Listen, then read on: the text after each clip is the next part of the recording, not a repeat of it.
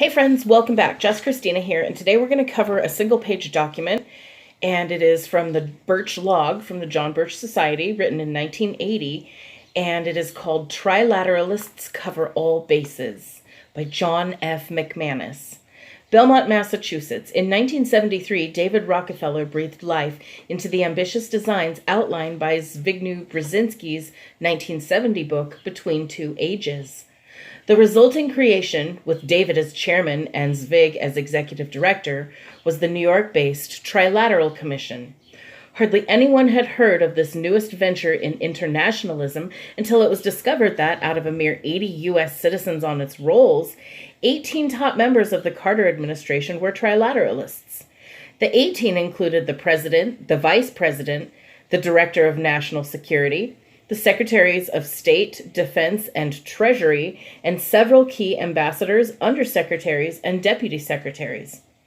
Such top-heavy influences by a small organization could have been an extraordinary run of trilateral good luck, but it could have also come about as a result of some very successful planning.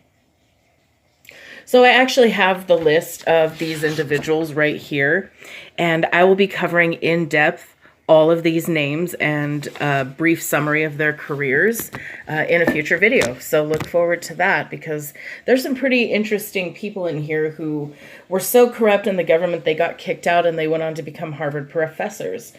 All right, so moving on. Trilateralists tutor Carter. A close look at Brzezinski's remarkable book shows that he praised Marxism, declared the United States obsolete, proposed piecemeal transfer of our nation's sovereignty to a community of nations, and offered world government as the final solution. Such views are totally inconsistent with allegiance to the United States. Trilateral behind-the-scenes machinations, which are schemes, were confirmed when the New York Times columnist Leslie Gelb admiringly noted in May of 1976 that Zbigniew and fellow trilateralist Richard Gardner had tutored Jimmy Carter for the better part of 3 years, prior to the 1976 campaign. Indeed, Gelb quotes Rockefeller himself as describing the Brzezinski and Gardner pupil as an ideal politician to build on. Gelb never asked David what was to be built. Those of us who nevertheless believe that things happen because men want them to happen began in 1976 to point out that Jimmy Carter was nothing more than a Rockefeller puppet. We even had the temerity to describe the obvious trilateral takeover as a conspiracy designed to sell out U.S. interests and U.S. sovereignty.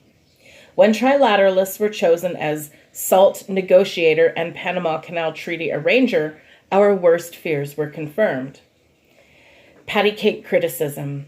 Trilateralism suddenly became controversial. Patty cake critics grudgingly noted the Commission's dominance of the administration, and several frightened politicians quietly resigned. But the criticism usually included an aura of respect. Those who suggested anything remotely resembling a conspiracy were heaped with ridicule.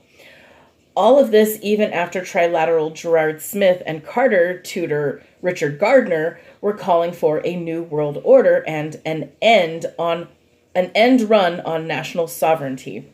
So they were pushing for it even back then in 75, 76. They were puppets. They were parrot heads, just new world order, new world order. Okay, and then some more propaganda that happened last April, as in 1979. Okay, April of 1979. David Rockefeller attempted to cool the heat when he told the Los Angeles World Affairs Council that his creation was merely a group of concerned citizens interested in fostering greater understanding and cooperation. In August, he repeated the same line in a letter published in the New York Times. As chance would have it, the Los Angeles Times, Dallas Morning News, New York Times, and others dutifully agreed, while they dished out varying portions of scorn for anyone who dare suggest that a plot is a plot, even when David says otherwise. We're still waiting for trilateral defenders to mention the plans of Brzezinski, Gardner, Smith, and others. In the November election, we will have a choice of Democrats led by trilateralists Carter and Mondale, Independents led by trilateralist John Anderson, or Republicans led by a nominee who selected trilateralist George Bush as a running mate. Something here is terribly rotten. The nation had better elect a strong Congress or trilateral goals will become realities. And that is 1980, the John Birch Society features. It is from the Birch Log, which is a weekly newspaper column syndicated by the John Birch Society. You can find more information about them.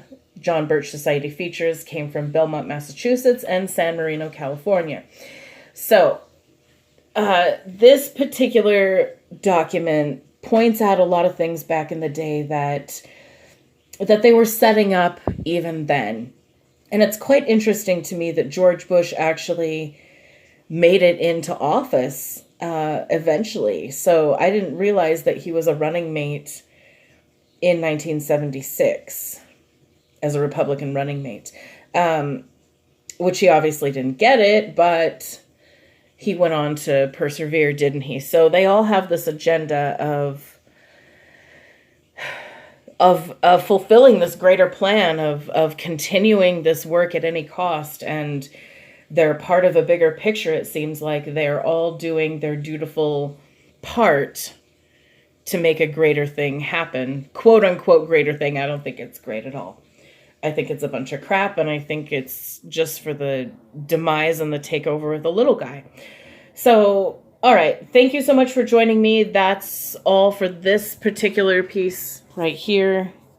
You can see, of course, my mom was highlighter happy back in the day, but she did point out some very key, interesting things. So, yeah, thank you so much for joining me. Have a great day.